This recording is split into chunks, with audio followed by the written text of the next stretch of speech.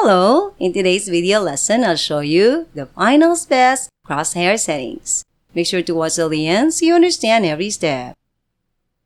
Go to the gameplay.